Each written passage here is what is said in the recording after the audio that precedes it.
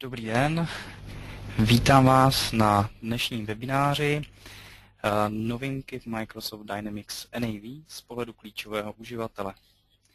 Mé jméno je Tomáš Zavadil a ve firmě Navertica pracuji jako senior konzultant. Na začátek se podívejme, co bude obsahem dnešního webináře.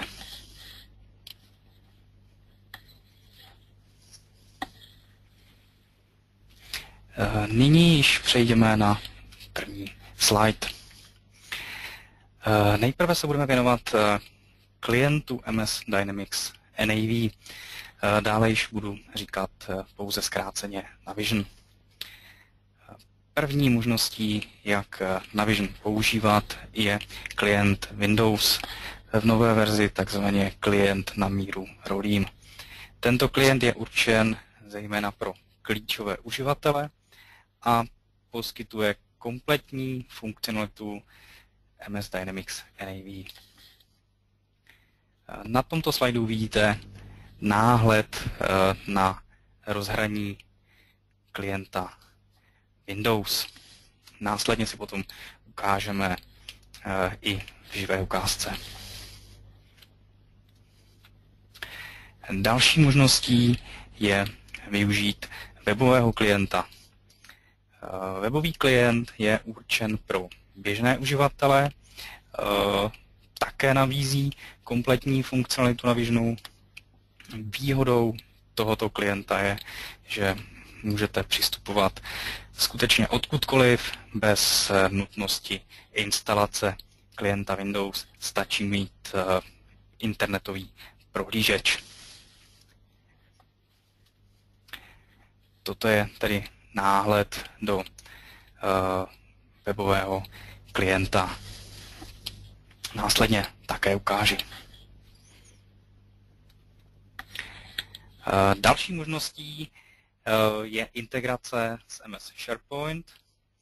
V nové verzi Navisionu existuje NAV Portal Framework, což je v podstatě rozhraní, které umožňuje integrovat Navisionovou funkcionalitu do SharePointu, ve kterém tom tedy může uživatel vidět daná data, případně s těmi daty pracovat. Zde vidíte tedy náhled do SharePointu, ve kterém je integrován seznam z Navisionu plus nějaké informační panely po pravé straně.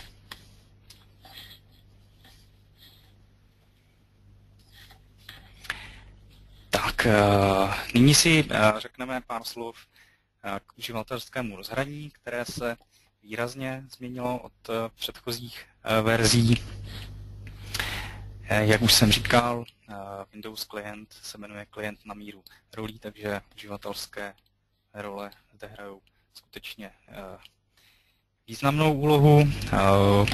S tím souvisí také vzhled domovské stránky a vůbec centrum rolí, které si nyní ukážeme. Nyní teda vstoupím do Navisionu.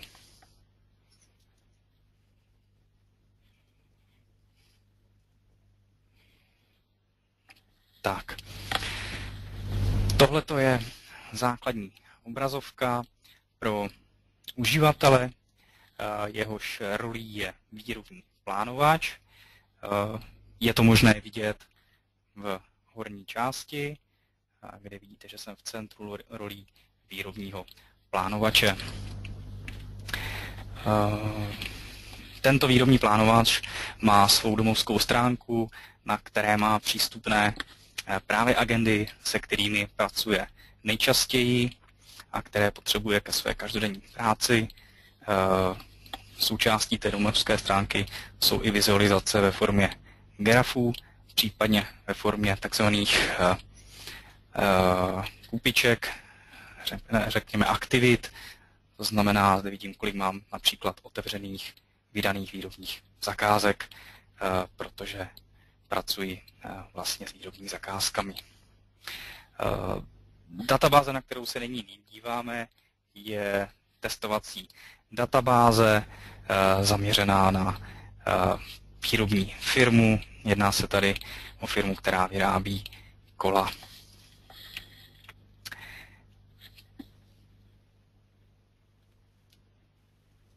Tak, co dále najdeme v uživatelském rozhraní? Součástí rozhraní je panel akce, sestavy a navigace, dále pak menu a jednotlivé položky menu a další oblasti. Podíváme se opět do Navigenu. Tak, v horní části vidíme akce, které daný uživatel může provádět. Mohu tedy vytvářet přímo odtud nové výrobní zakázky, případně objednávky transferu nebo zboží, výrobní kusovníky, technologické postupy. Mohu si spouštět různé přehledové okna. Mohu se navigovat na informace do dalších a souvisejících oblastí. Pokud se v horní liště přepnu, vidím výběr sestav, které jsou pro mě důležité, se kterými pracuji a tyto sestavy mohu i hned spouštět. V levé části je vidět seznam odkazů na další položky, se kterými daný pracovník nejčastěji pracuje, to znamená vidím zde kromě výrobních zakázek také výrobní prognózy, odkazy do prodejních objednávek, odkazy na dodavatele, odkazy na zboží, na výrobky, na suroviny a případně na technologické postupy. Ve spodní části, vlevo dole, je vidět, že kromě domovské stránky mohu také přistupovat do dalších menu, například do návrhu výrobku, což je tedy menu, které mi zase otvírá položky týkající se technologické přípravy výroby, na technologické postupy, případně zase do karet zboží, do výrobních kusovníků. Nebo si mohu otevřít menu, které se týká kapacit, abych věděl, jaká pracovní strojní centra mám k dispozici, jakou mají kapacitu. V neposlední řadě mohu otevřít menu oblasti, v případě tedy, že na to mám oprávnění. A nyní, jak vidíte, se mi otevřely všechny agendy celého systému. Já jsem nyní přihlášen jako uživatel Super, takže vidím od financí přes nákup, prodej, sklad až po údržbu, dopravu, případně nastavení. A z těchto jednotlivých agend si můžu vybírat, mohu do nich vstupovat a dále s nimi pracovat. Tak, já se vrátím zpátky na domovskou stránku.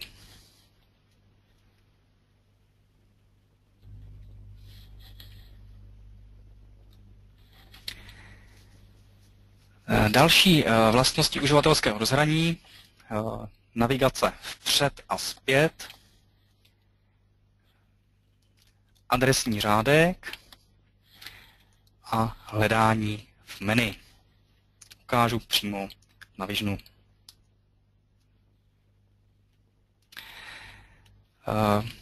V momentě, kdy přecházím na některou položku, jako třeba nyní na karty surovin, tak si všimnete, že nahoře v adresním řádku je vlastně zobrazeno cesta, ve které se nyní nacházím. Mohu si do adresního řádku kliknout a je vidět, že jsem vlastně ve zboží a konkrétně v surovinách. Já mohu případně ten adresní řád takhle editovat, odentrovat a vracím se vlastně na seznam zboží. Případně veškeré mé kroky jsou vlastně zaznamenávány, takže já mohu použít tlačítko zpět a dostávám se zpátky na ten seznam, se kterým jsem pracoval v předchozím pohledu. Mohu si rozkliknout celou historii a otevřít okno, které potřebuji. Co se týká hledání, tak to je velice zajímavá záležitost v této verzi.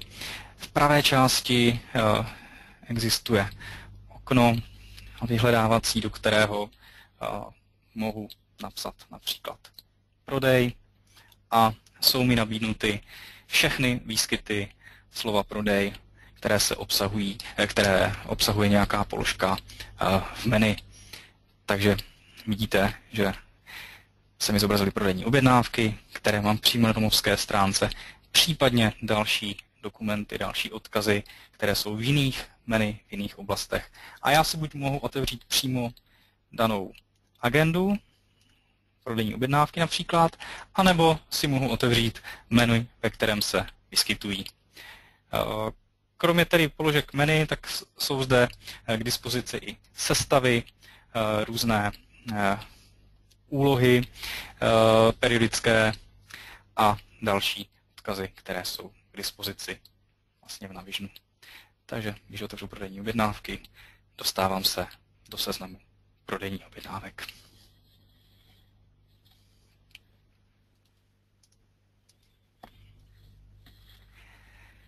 Další změny v uživatelském rozhraní se týkají řazení, rychlých filtrů, ukládání pohledů.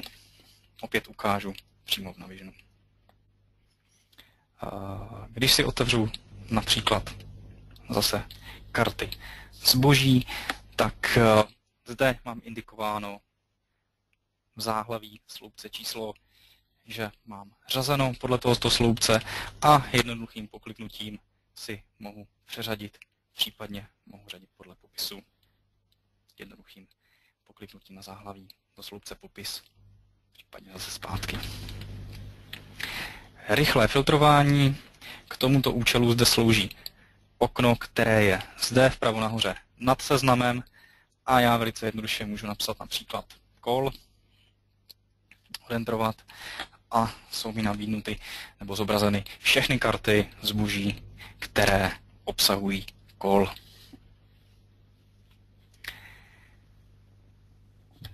Zmiňoval jsem také funkci ukládání pohledů. V této verzi je možné si okno, které máte vhodně nafiltrováno a seřazeno, uložit jako pohled tímhletím tlačítkem a můžete si ten pohled pojmenovat a umístit na domovskou stránku, případně do některého menu. V momentě, kdy to učiníte, budete ho mít přímo k dispozici a kliknutím můžete otvírat daný seznam předpřipravený pro vaši práci.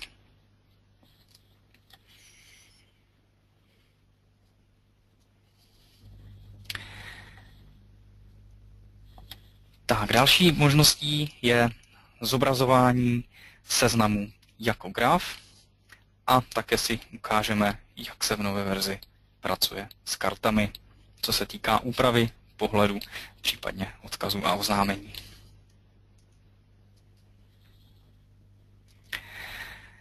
Pokud se vrátím do seznamu prodejních objednávek, tak buď můžu ten seznam vidět takto, kde každý řádek je jedna prodejní objednávka, a nebo nahoře na liště mám možnost zobrazit jako graf.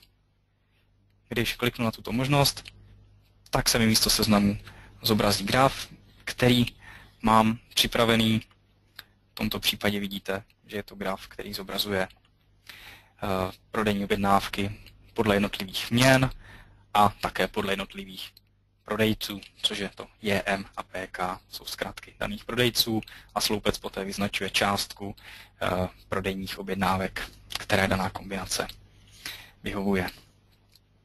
A opět si můžu toto okno v případě potřeby uložit nebo se připínám zpátky do seznamu. Ty grafy si můžete libovolně modifikovat, libovolně upravovat, můžete vytvářet koláčové grafy, bodové grafy, libovolně dle potřeby. Na začátku jsem říkal, že se bavíme o klientu na míru rolí. Ukáži teda pro ukázku, jak vypadá případně okno uživatele, který není výrobní plánovač, ale je například zpracovatel prodejních objednávek.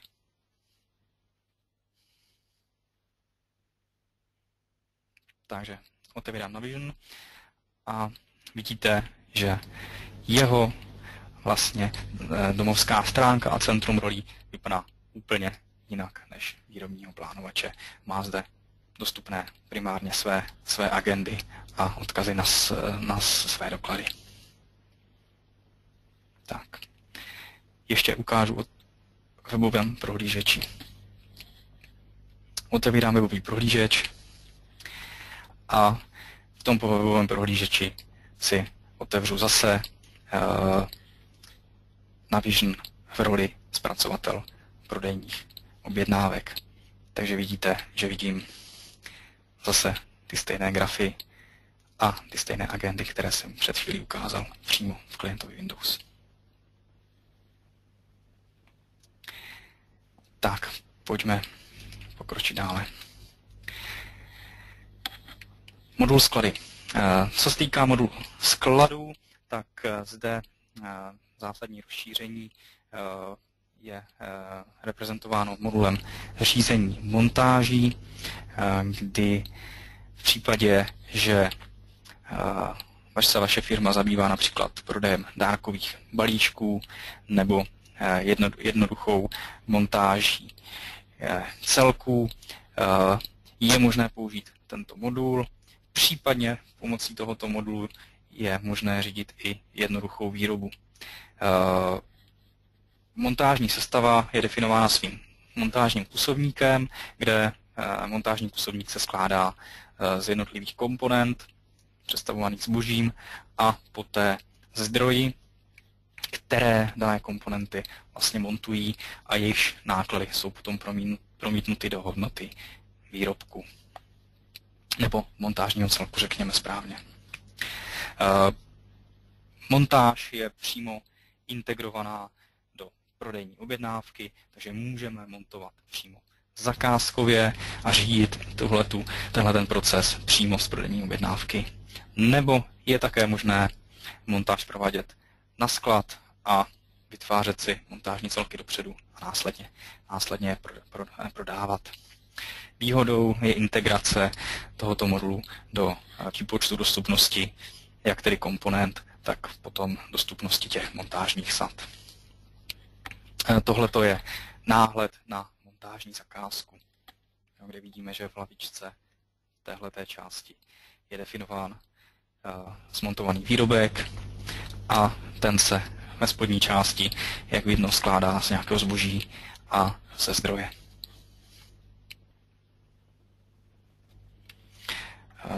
Dalším rozšířením v nové verzi je vizualizace ve skladech. Tato vizualizace je dostupná dle událostí, dle časové osy, případně dle úrovně kusovníku, pokud vaše firma vyrábí. Podíváme se do Navisionu.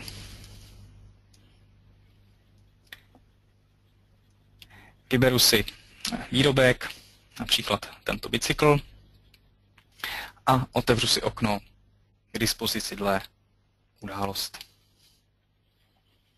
V tomto okně je možno vidět, jak v jednotlivých dnech nebo respektive v definované časové periodě, mohu si zvolit například měsíc,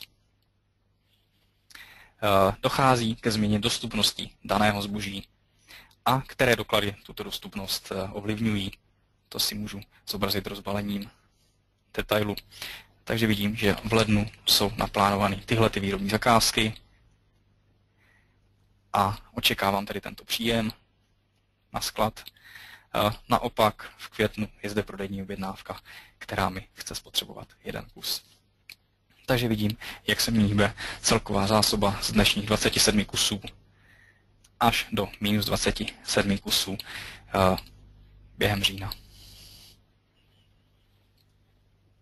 Dalším možností vizualizace je časová osa. Zde jsou zobrazeny podobné údaje, ovšem zase v jiném pohledu. vidíme, že dostupnost je reprezentovaná grafem, kdy já vidím, jakým způsobem se mi graficky pohybuje dostupnost daného zboží v čase. V případě potřeby se mohu zaměřit na některou část grafu a takhle si ho zvětšit. Vidím, že v tomto období se dostávám do mínusu. Mohu se zde ovšem přepnout do režimu návrhu a v tomto režimu návrhu vytvořit přímo zde v tomto okně nové doplnění, ať už výrobní zakázkou nebo nákupem, a umístit ho v čase vlevo nebo vpravo podle potřeby a nahoru nebo dolů podle toho, jaké množství si přeji doobjednat. Tento návrh se mi ihned promítne do změny grafu, no a já tu změnu můžu přímo zde potvrdit a vytvořit tak požadavek na novou výrobní zakázku, případně nákupní objednávku. Nyní nebudu ukládat, pouze zavřu okno. Další možností je dostupnost dle úrovně kusovníků, což je záležitost, která se hodí firmám výrobním. Mohu si rozbalit detail a vidím, kolik finálních výrobků jsem schopen vyrobit v tuto chvíli a kolik daných podsestav jsem schopen vyrobit v daném momentě.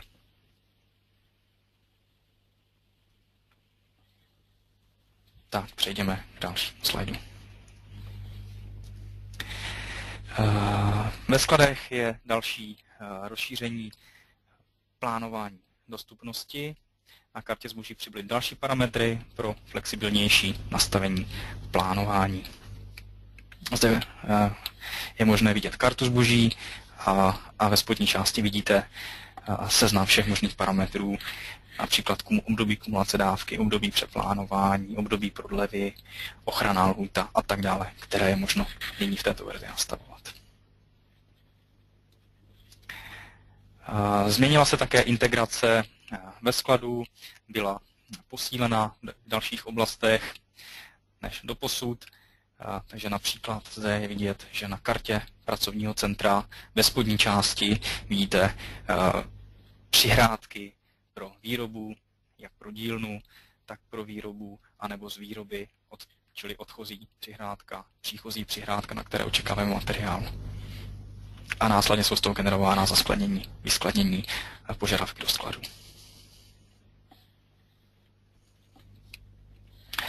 Přejdeme tedy k výrobě. Zlepšením v nové verzi je možnost rozpadu stromu kusovníků, který také obsahuje systémová varování a také vizualizace nákladů ve stromu výrobkové struktury. Případně je to teda také možnost zakládání nového kusovníku přímo z karty výrobku. Ukážu na Visionu. Jsem zase na kartě našeho kola a zde odtud mohu přes navigaci otevřít rozpad kusovníků, rozbalím podsestavy a vypadá to takto. Vidím v jednom okně vizuálně všechny podsestavy, mohu je rozbalovat. Stejně tak zde vidím technologický postup, to jsou to zelené řádky. Zajímavé je možnost varování, která mi nabízí informaci o tom, že některý technologický postup nebyl certifikován. Takže se jako pracovník TPV mohu podívat a mohu spravit. Další možnost je rozpad nákladů, který je zase možno vidět takhle v jednom okně přes všechny úrovně.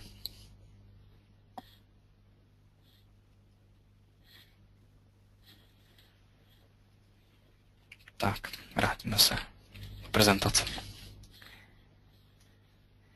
Přejdeme do financí. Ve financích je novinkou modul nákladového účetnictví. Je to modul, který slouží k řízení nákladů ve vaší firmě. Je to modul, který je nezávislý na účetní osnově, takže scénáře, které si zde připravíte, můžete připravovat ve vámi nově definovaných druzích nákladů. Nemusíte vycházet přímo z účetní osnovy, můžete zde mít větší detail. Stejně tak si zde můžete definovat nákladová střediska a nositele nákladů, které mohou představovat vámi používané dimenze, ale opět mohou mít daleko větší detail. Střediskem rozumíme části firmy, ve kterým dojde vlastně k danému nákladu, a nositelem nákladů můžeme rozumět produkty vaší firmy, což může být například výrobek, což mohou být služby. Součástí modulu je alokace nákladů, takže různé druhy nákladů mohu alokovat do daných nákladových středisek a do daných nositelů nákladů. Ta alokace se může dělat statická, to znamená, řeknu, 20% půjde do tohoto nositele nákladů, 80% do jiného, anebo může být dynamická, to znamená závislá na nějakém parametru, který se mění, například počet zaměstnanců. V modulu dále můžete vytvářet rozpočty nákladů a tyto následně porovnávat s tou skutečností, která je vlastně synchronizována s informací z účetní osnovy. Případně je možné vstupovat do modulu nákladového účetnictví ručními zápisy.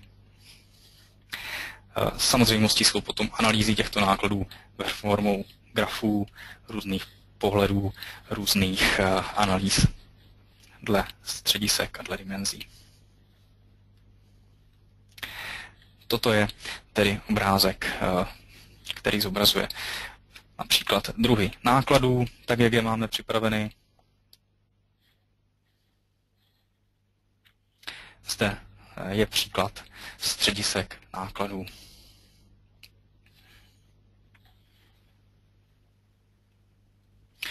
No a tady jsou nositele nákladů, které jsem zmiňoval.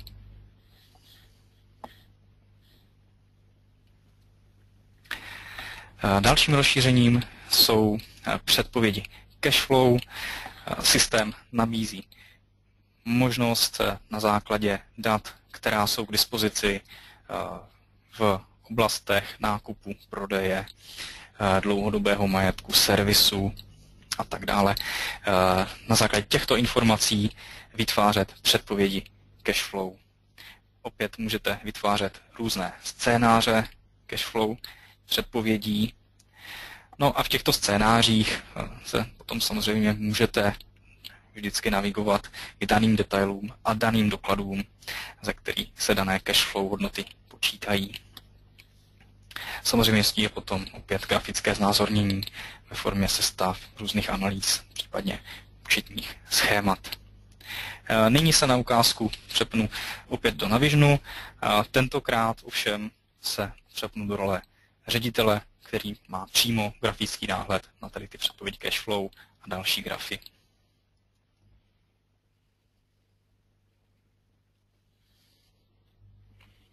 Takže spouštím Navision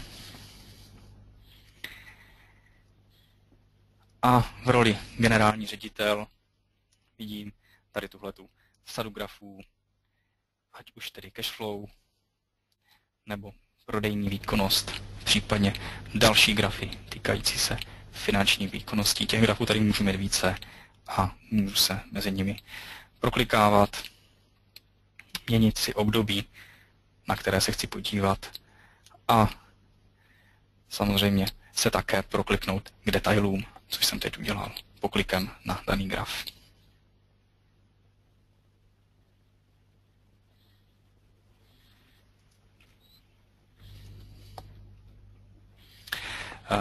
Dalším modulem, který zaznamenal zlepšení, je modul projektů, kdy je zde nyní možnost vytvářet pracovní výkazy, přičemž tyto pracovní výkazy jsou dostupné jak běžným uživatelům, kteří do nich vypisují svou evidenci práce, tak potom také vedoucím pracovníkům, kteří je revidují a mohou potvrzovat.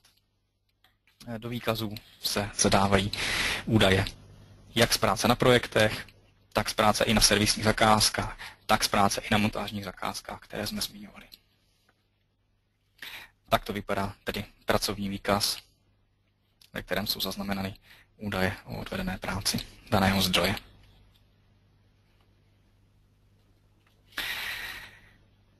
Dalším rozšířením je flexibilní nastavení metod výpočtu rozpracovanosti, kdy v nastavení máte možnost si tyto metody vytvářet, případně využít předdefinované, případně je modifikovat. Navíc existují okna, ve kterých můžete přímo dané hodnoty rozpracovanosti vidět v takovýchhle přehledech pro jednotlivých projektech.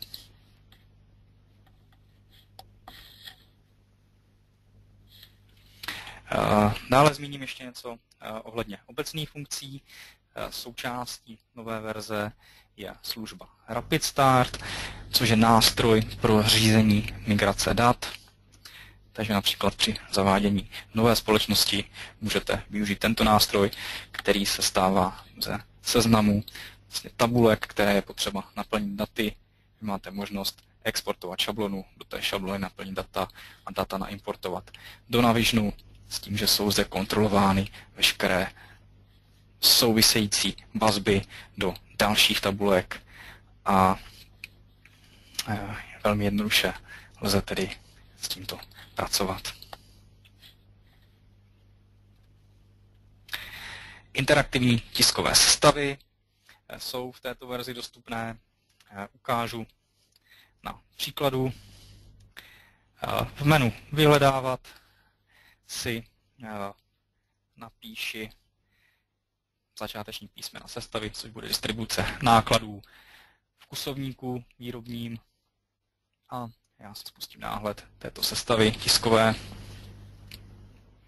Jak vidíte, sestava obsahuje grafy, které zobrazují podíl zde různých nákladů, přímých, nepřímých, materiálů, práce a režie. Ve spodní části je zobrazen seznam, z kterých hodnot je vlastně počítáno. V té spodní části já mohu si ten graf třídit nebo dle sloupce, například číslo, nebo dle sloupce typ. Vidíte, že sestava se mění. Samozřejmostí je potom možnost tisku do Excelu, do PDF, případně do Wordu.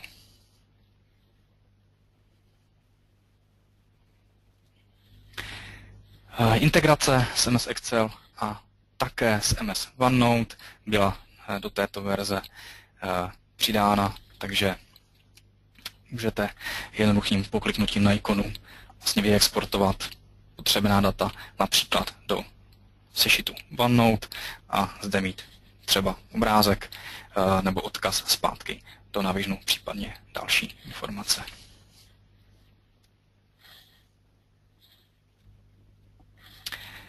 Řekněme si ještě pár slov o možných dalších rozšíření k této verzi Navisionu. Za zmínku stojí jistě nástroj Planner One, který je přímo integrován v klientu Microsoft Dynamics NAV. Jeho součástí je Resource Planner pro plánování zdrojů na projektech, na servisních zakázkách a také Production Scheduler, který umožňuje se plánovat výrobu. Toto je náhled na Resource Planner. Zde vidíme například dispečingové okno, plánovače projektů a plánovače servisních zakázek. Vidím stavy, v jakém dané projekty a dané servisní zakázky jsou. Nyní ukazuji plánovač výroby, kde je vidět například Ganttův graf po jednotlivých zdrojích. Takže vidím vizualizaci dané výrobní zakázky, jak přechází z jednoho zdroje na druhé, na další.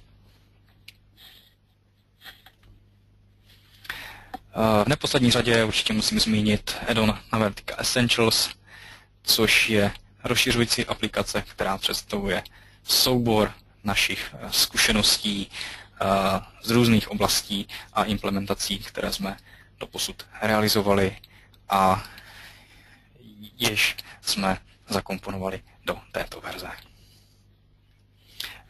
Zde je vidět seznam rozšíření a funkcionalit, které jsou k dispozici skutečně od financí přes nákup až po projekty a výrobu.